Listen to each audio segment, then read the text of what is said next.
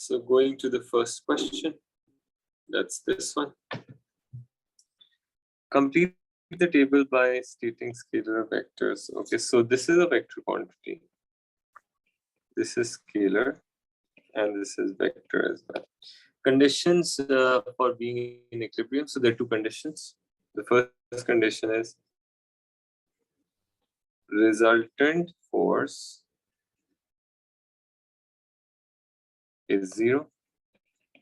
The second condition is resultant moment is 0. So both of them should be there. Then they have given you seabed, water surface. Okay. Calculate three significant figures, the upthrust acting on cylinder due to water. So right now it's there. There is this height which is submerged, right? So to find the upthrust is given by rho g delta v, change in volume, right? So the density, I believe, is this. I'm going to add it. And then they have given the base of cylinder is depth this and the cross-sectional area, right? So G is naturally 9.81. And the change in volume will be, volume is basically area times length. So area is 0.0230 times 0.190. All right. So calculating this, you should be somewhat like 42.9 newtons. So that should be your answer in three significant figures. Do not forget it. Then says show the tension in the wire. Now, of course, there is upthrust acting upwards. Tension will be here. Weight is also acting here. This is upthrust. So if you make an equation, right? So the equation would be upthrust equals to tension plus weight, because weight and tension are in the same direction. So tension will be upthrust minus weight.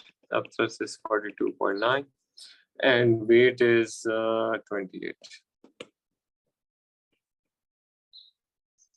So it should come out as 15, about 14.9, but that's basically 15. All right, then says the cross-sectional area of wire is this much. Calculate the stress.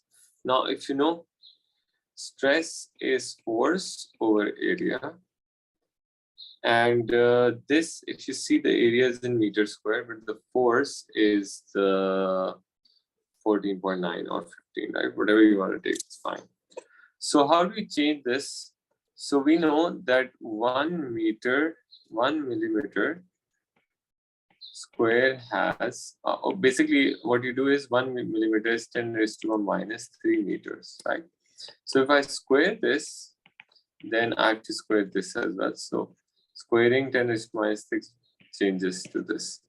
Now it means that 3.2 would be 3.2 times 10 raised to minus 6 meters square. That would be the area, right? So what I'm going to do, 15, 3.2 times 10 power minus 6. When you do this, you should be expecting somewhat like 4.7 times 10 raised to 6 pascals. All right. Then say the surface of water gradually rises until the level with the top cylinder. State and explain qualitatively the variation in strain energy stored in wire as water surface rises. Now you guys need to understand something. That naturally, if there's more water now, which is submerged this, so this height increases, which means volume that is submerged increases. So this means upthrust increases. So if I were you for 2 marks, I would write upthrust increases as object submerges in more water. Now, Second point, weight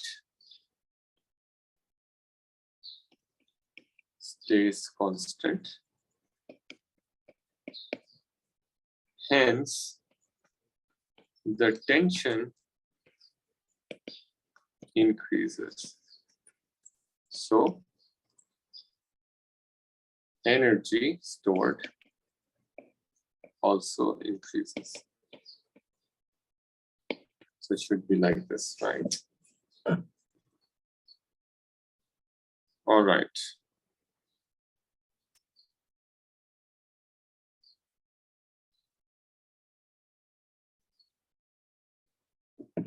Now, this one. If you have any questions, please let me know. Okay. In this question, it says the ball is thrown with speed u. Height is this. The ball hits the ground. The moment you see vertical, anything vertical, you should write S U B A T and then gather information. So that's 1.5. Initial velocity is u, and the ball then hits the ground with the speed. So final is 8.7. Acceleration is always down, and that's 3, 9.81. And time is not given, right? So the best way is to use 2s equals to v square minus u square. What you do? 2 times 9.81. Okay, I took this as positive because it is in the same direction as it's falling. So that's why. This will be 1.5. This will be 8.7 whole square minus u whole square. So that's something pretty simple. When you solve this, you should get something like this.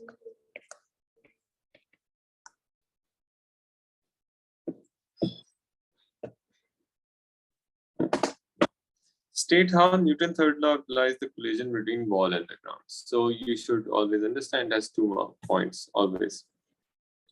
First, you say that the magnitude of force on ball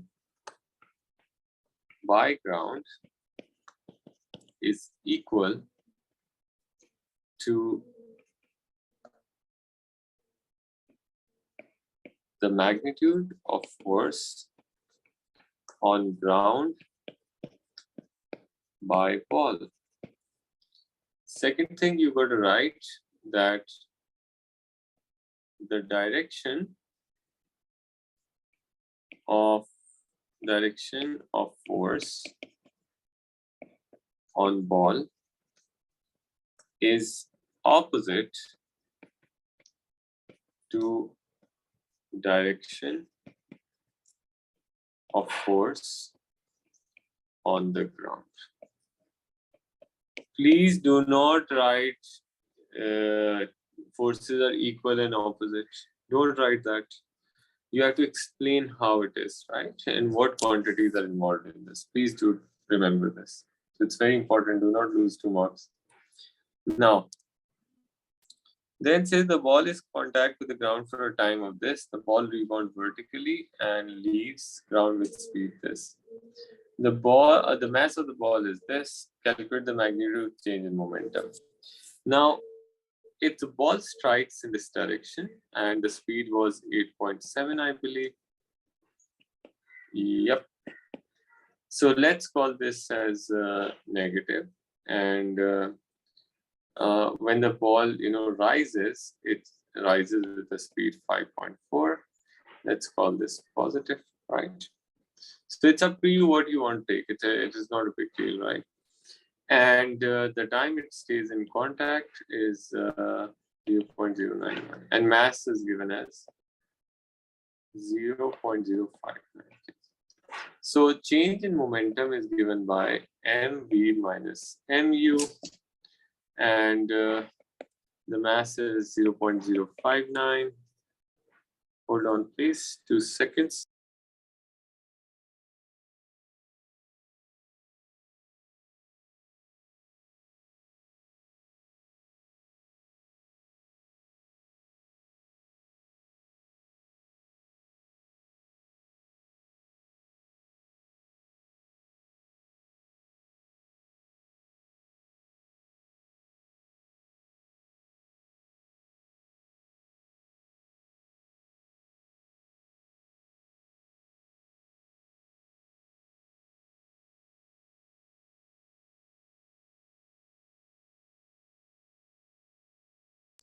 All right, so mass is this. The final velocity is basically 5.4 minus, and then you write initial, the mass is still, oh my God. Achha, you just need to take care of the thing that, because mass is scalar, doesn't matter, but you have to use the right sign for the direction of the velocity, because it was down, so I took it minus, so that's why. So basically, you will end up with adding them, not subtracting. Please do not make this mistake, okay? Now, when you do this, the answer you should be getting is 0.83 Newton seconds. Okay, that's already written. If you have any questions, please let me know. Then it says determine the magnitude of every resultant force that acts on the ball during the collision. So it's pretty simple. Force is given by change in momentum over time. So change in momentum was 0.83 and the time was 0.091. So that should come out to be 9.1. Now, use your answer to calculate the magnitude of average force exerted by ground on the ball during the whole thing. Now, this is something you should be aware of. First of all, there will be two things. One is the force due to whatever the change in momentum is, plus the weight of the ball also acts on the ground. So 0.059 is the mass, and you multiply 9.81, right? So you should be getting 0.58 newtons. That's the weight. And now the total force that you basically the ground feels, and it is going to, it is going to oppose that, will be this force plus this. So I'm going to add it, 9.1. So that would be the total force acting on the ground, and that's the force ground will act on the ball. So you have to remember this, okay? All right. Now, in the next question, it says ball is thrown downwards at time t equals to 0 and hits the ground at time t equals to t. On figure 2.2, sketch a graph to show the variation of speed of the ball with time t from t0 to tt numericals. So numerical values are not required. So if you look at it, it says speed. So it hits the ground. So it should be a straight line. I'll tell you why. It should be a straight line. This is because you guys need to understand that the graph of velocity time gradient is basically the acceleration always, and the acceleration stays constant as 9.81 meters per second square. So that's why the line should be depicting that. All right. Now, in practice, air resistance is not negligible, right? State and explain variation in any gradient of the graph. If the air resistance is not negligible, so naturally, for 2 marks, I'm going to write as speed increases, air resistance increases. Okay. So this means that net acceleration decreases. So gradient of curve decreases as well. So your graph should look like this. Okay. Remember that. If you have any questions, please let me know, everybody. All right. So I'm now moving to the next. A child of weight 330 newtons is at point X, top of the slide. The slide is at the edge of swimming pool as shown. The child moves from rest to the lowest point of the slide, that vertically fine. So there's the lowest point here and then it rises up, that's fine. Okay, so the kinetic energy child at y is this much. Okay. Calculate the difference in gravitational potential energy of child between point X and point Y. Now that's pretty simple. What you do is gravitational potential energy is equal to mgh, as you know, right? So mg is already given, that is 330, and height is 4. Then you do gravitational potential energy, you do mgh. This is 330, and that's 1.1, right?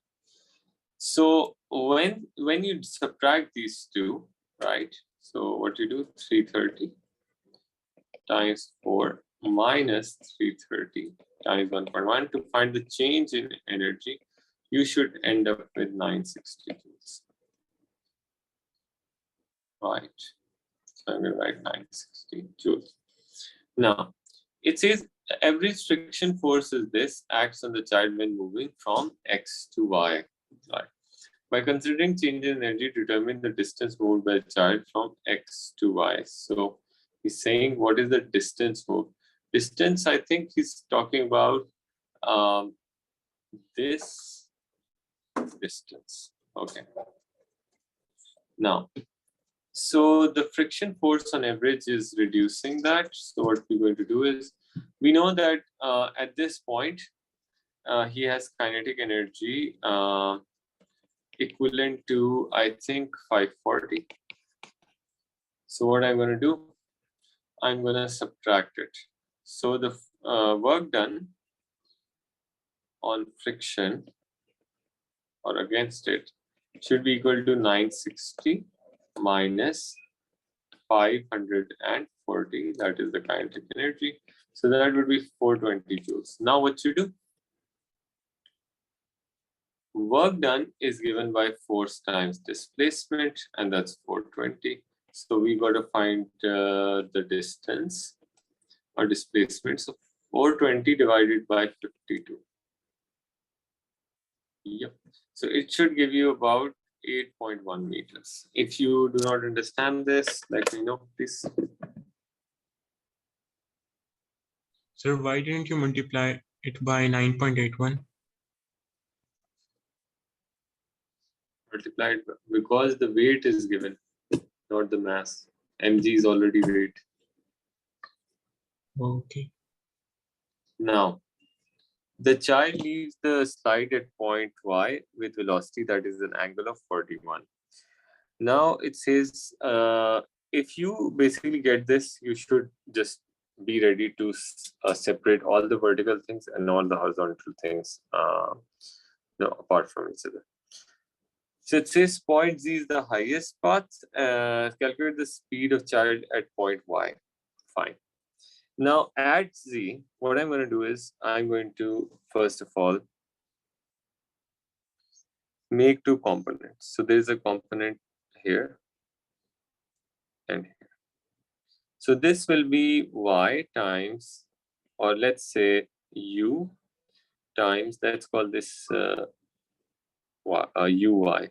UY times cos of 41 because next to the angle, and this will be UY times sine of 41, right? Just to give a reference, there's nothing else.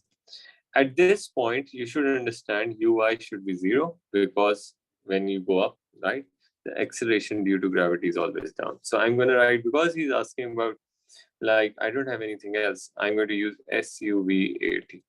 Now, the vertical displacement is not given. The initial velocity is uy sine 41.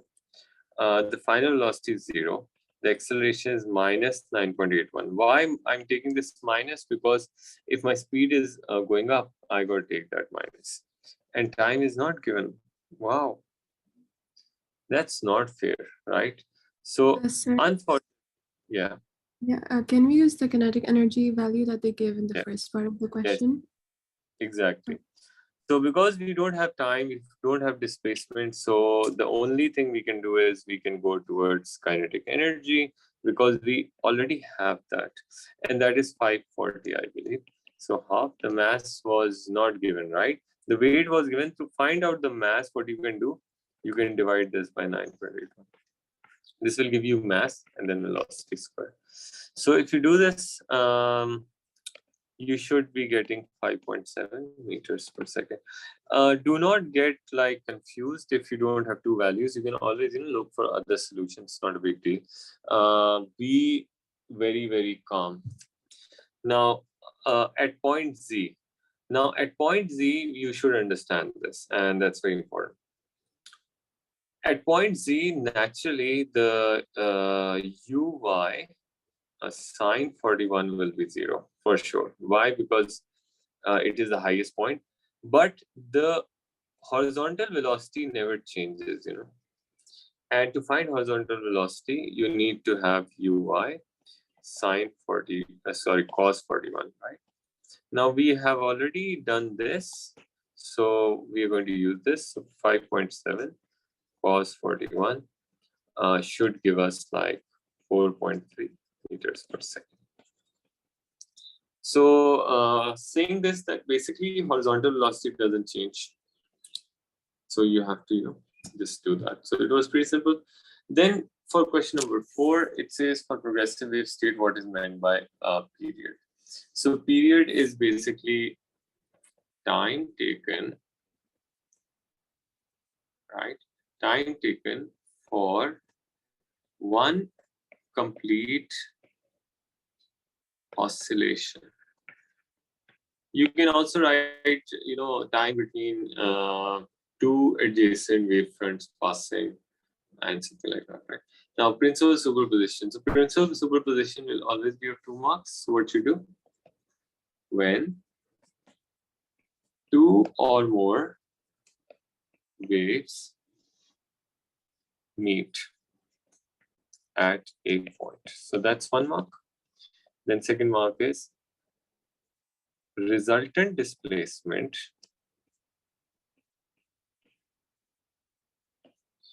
is the sum of the individual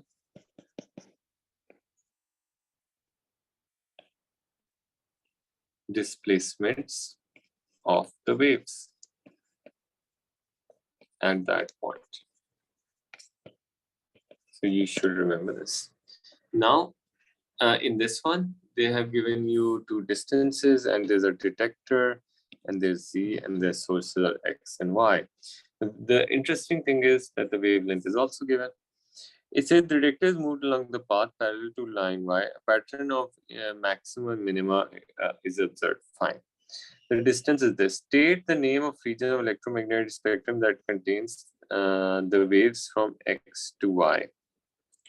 All right.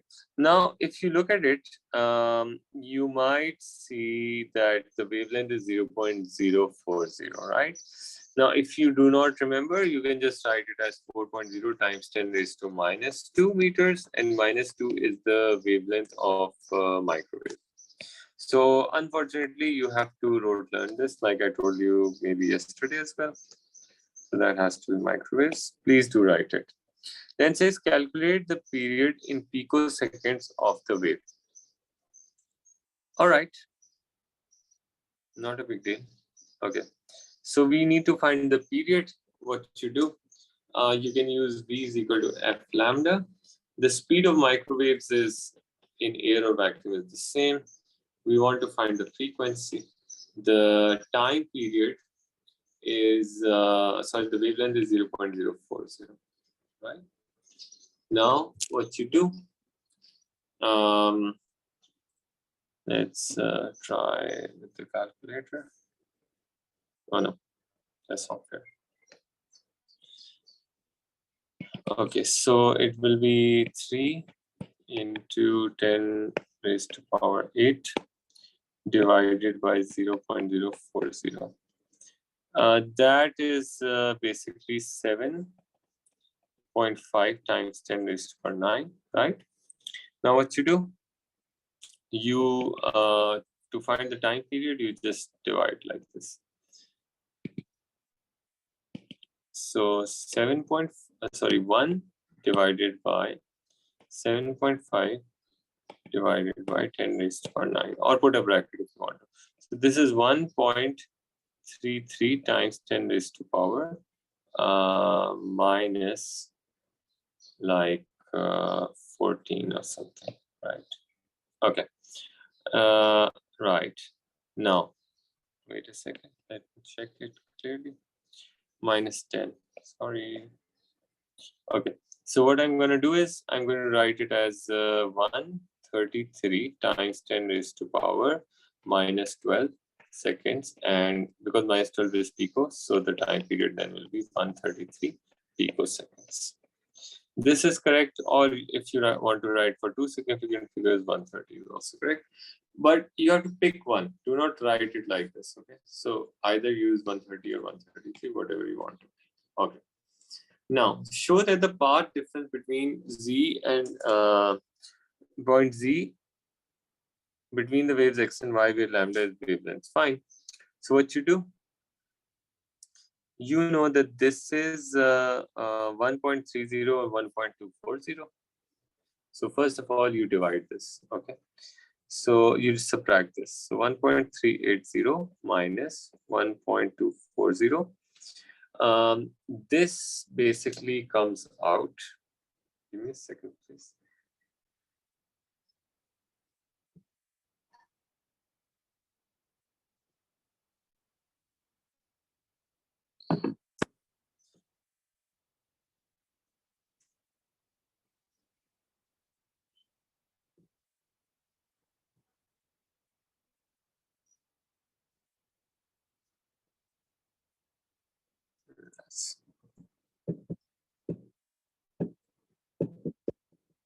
So this comes out to be 1.40, and path difference basically is equal to n lambda. So to find n, what you do? You write 0.140 divided by 0.040, and then 0.140 divided by 0.040, so it is 3.5. So proved, right?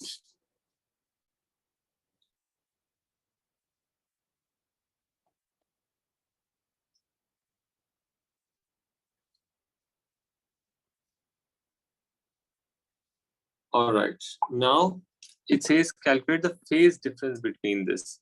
Now, naturally, you should understand that 3.5 means if the n is whole numbers, right? So it means it is constructive interference. If the n is like 0.5, 1.5, and so on, this is destructive. So at point Z, there is destructive. According to path difference, this means the phase difference is going to be 180 degrees. So 180 degrees is destructive, and 0 degrees or 360 degrees is constructive, right? Okay. Now two waves from the same amplitude. The waves X alone have the same amplitude at Z as the waves Y alone. State the intensity of the waves at Z. Okay. Now, if you look at it, the intensity, they will actually cancel out each other, which means intensity has to be 0. Right? Now, then it says the frequency of the waves X and Y both decrease to some lower value. The waves stay within the same region. Describe the effect of change in pattern or intensity of this. Okay, now I just want to tell you that if the frequency basically decrease, so the lambda increases. Now, if the lambda increases, then you should always remember that this means that more diffraction. This means that the path with these maximals and minimas are forming, that would actually get a bit separated even more, right? So I would say the distance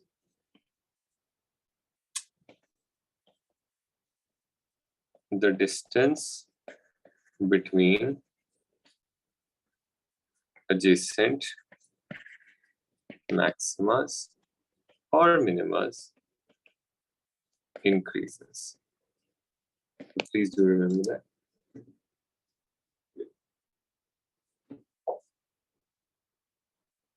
All right, now, then going to this. So define ohm whenever something like this comes. So ohm is 1 ohm is equivalent. So basically, you have to define it in terms of units, okay? Equivalent to 1 volt per 1 ampere, like that. Do not write current or anything. You just need to write the correct units.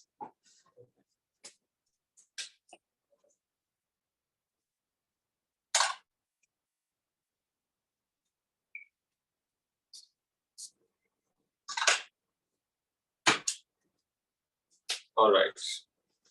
Now,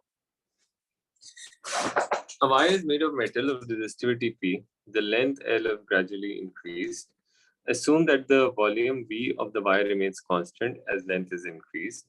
Show that the resistance of extending wire is proportional to length square. So this is pretty simple.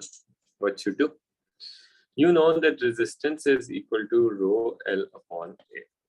Now, the point is that volume itself is area times length. Now, if you look at it, the area then will be volume over length. So they never said anything about area. So I'm going to substitute it here, right? If I substitute this here, so this will be length over volume over length. Now length will multiply on top. This means that this is going to be rho length squared over volume. Now resistivity is constant and V is also constant as they have told you. So it means that R is proportional to L square. So that is shown. If you did not understand this, let me know. All right. Now, then the next one, it says the battery of electromotive force E and internal resistance is connected to variable resistor R, as you can see. An ammeter measures the current I in the circuit, a voltmeter measures the volt, whatever. Now, they have given you a circuit. Use figure 5.2 state the EMF of the battery. Now, that's pretty simple. When the current is 0, right? So it means whatever the voltage is being shown, that is the EMF. So that should be 2.1234. So 2.4. So you're going to write 2.4. Now it says determine the power dissipated in variable resistor when there is a current of 5 amperes. So first of all, we'll see how much of the voltage we're getting. So 5 ampere, I think, is this one here. And we're gonna check this and we're gonna go here. This is 1.2, 1.3, like this. So current is the voltage is 1.3 and the current is 5. So power is voltage times current. And we should end up with about 6.5 watt, right? So that's what we did. Now it says state what is represented by the value of the gradient of the graph, right? Now let's check what is meant by the gradient. First of all, as you can see, we have to make an equation here. So our equation will be EMF, E equals to IR plus IR, right? So EMF then will be I times R plus R, like this, okay? Or yeah, we should do that. Okay, so we are going to write it down here. IR plus IR. Now the issue is that EMF is a y-intercept. So what you do, IR is the voltage, that is the terminal potential, and this is IR. So we are going to move this whole thing right there. So if I do that, it is going to be V equals to minus IR plus E. Now, because this is a straight line, so I'm going to compare this with Y equals to MX plus C. Now it's pretty simple to see that on y-axis we have v, on x-axis we have I, and on y-intercept was b. We did it in the first part. So this means that the gradient m is equivalent to minus r. I'm going to write minus r like that. You can write internal resistance with the negative value as well. Okay. If you have a doubt in this, please let me know. All right. Now, then let's go to this question. One results of alpha particle scattering experiment is that very small majority of minority of alpha particles are scattered through large angles greater than 90, right? So state what is meant by inferred with the structure of atom. Okay, so basically, I told you about three things, right? So if something like this happens, because large deflection can only happen because of two things. First of all, greater than 90 is that the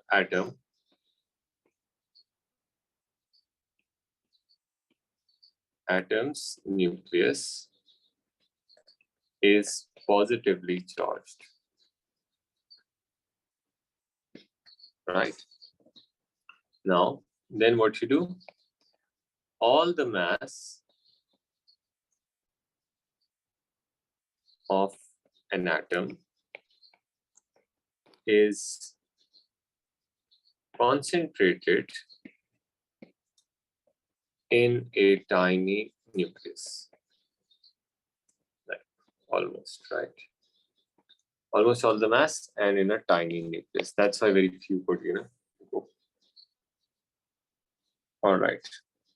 Now, going to the next one, it says an alpha particle is made up of other particles. One of these particles is a proton. State and explain whether a proton is fundamental particle. No. Why not? Because a proton is made up of 3 quarks. So you should know this.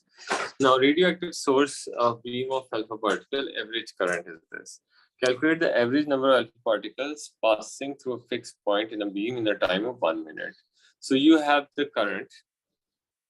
So current equals to charge over time. So the charge that they are basically passing. So first of all, we're going to find out the charge. So it should be 6.9 times 10 raised to minus 9, and time is 1 minute. So 1.0 times 60. So if you do that, it should be, wait a second. So it is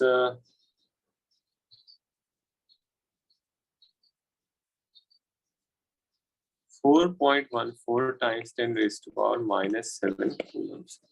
Then what you do, this is important. Charge on alpha particle is basically plus 2e, which means 2 times 1.6 times 10 raised to minus 19 coulombs. So what I'm going to do is, I'm going to say, if one alpha particle has a charge of 2 times 10 raised to power 1.6 times 10 raised to power minus 19, then how many number of particles will be in 4.14 times 10 raised to minus 7 coulombs? Cross multiply this, right? So when you cross multiply, n should be equal to 4.14 times 10 raised to minus 7 divided by 2 into 1.6 times 10 raised to minus 19. All right. Now, this basically would lead you to 1.3 times 10 raised to power 12 alpha particles being passing, right? Now it says the alpha particles in vacuum in C enter uniform. Okay, electric field is out of the course, so we're not going to do this now. And same, no electric field. Okay, so we are going to go towards, that's it. Wow, only 6 questions, fine. All right, if you guys have any questions, please let me know. Anything you did not understand or anything.